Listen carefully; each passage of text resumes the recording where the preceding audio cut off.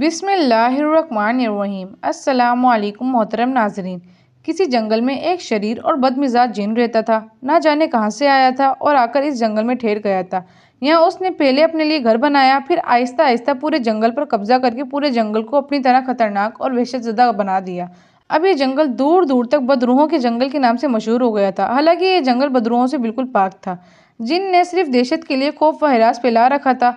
उसने जंगल में किसी को ना रहने दिया। उसे रोशनी से नफरत थी, जबकि अंधेरा बहुत पसंद था। वो सारा दिन सोता और रात होते ही घूमने फिरने के लिए निकल जाता।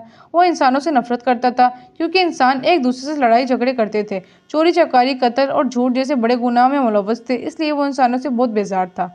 इस गांव के गरीब लोग मेहनत मजदूरी करके अपना और अपने बच्चों का पेट पालते थे। जंगल के पास से एक सड़क एक छोटे गांव को जाती थी। ये तमाम लोग इसी सड़क से गुजरकर शहर जाते थे। दिन में तो लोग सुकून से इस सड़क पर सफर कर लेते थे, मगर रात को जिन उन्हें तरह तरह की आवाजें पैदा करके, रोशनी जलाकर, दरख्तों को जोर जोर से हिलाकर, पत्थर बरसाकर लोगों को डराता। मुसाफिरों को खौफजदा करना उसका पसंदीदा काम था। जिन होने की वजह से वो गायब भी हो जाता था, शक्लें बदल देता था और तरह तरह की आवाजें निकालता था।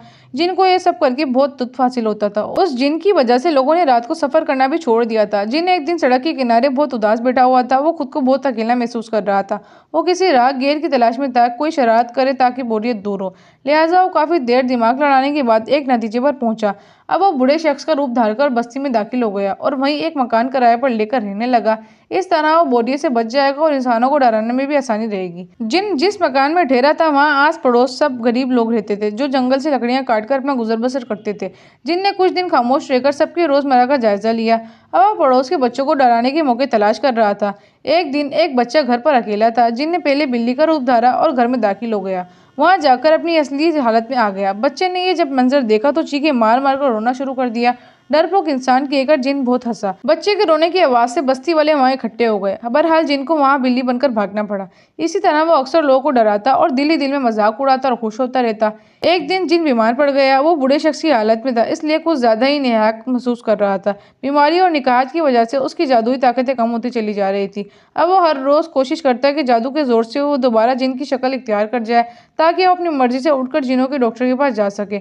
मगर ये सब करने में उसे मुश्किल पेश आ रही थी। वो कई रोज बीमार पड़ा रहा। एक रोज पड़ोसियों की उसकी बीमारी की खबर हुई।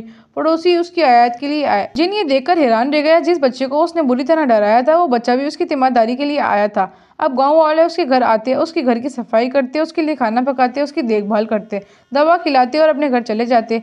जिन कई दिन तक खामोशी से ये सब देखता रहा।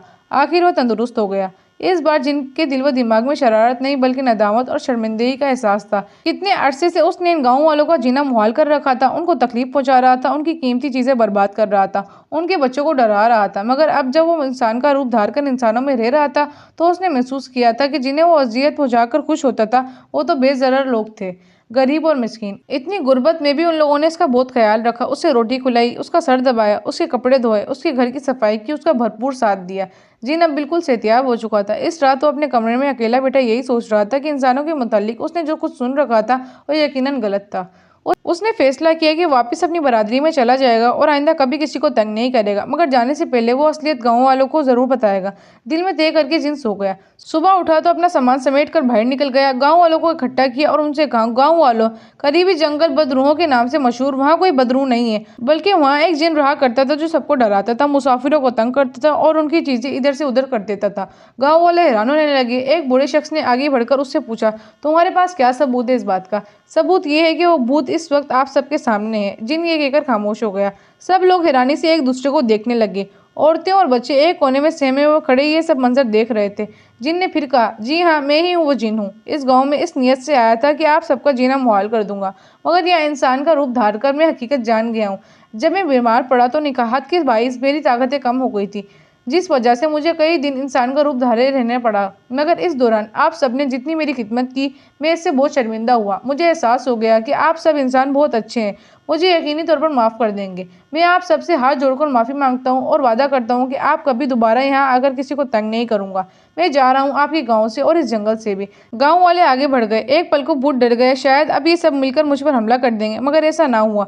गाँव के लोग जिनके पास आए और कहने लगे, हमें खुशी है कि तुम्हें अपनी गलती का एहसास हो गया है। तुम्हारी खिदमत इसलिए की कि अल्लाह ने हमें दूसरों की मदद करने का हुक्म दिया है, ये हमारा फ़र्ज़ था। और रही बात तुम्हें माफ़ करने की, तो इंसान अशरफुल मखलूक़ात है, माफ़ ना करके हम छोटा नहीं होना चाहते और खुदा खुदा के बंदे होने का तकाजा ये है कि हम तुम्हें माफ़ कर दें। अब अगर तुम चाहो तो इसी घर में हम सबके साथ रह सकते हो। गाँव वालों की बात सुनकर जिनकी आंखों में आंसू भरा है वो सबके साथ रहने पर राजी हो गया।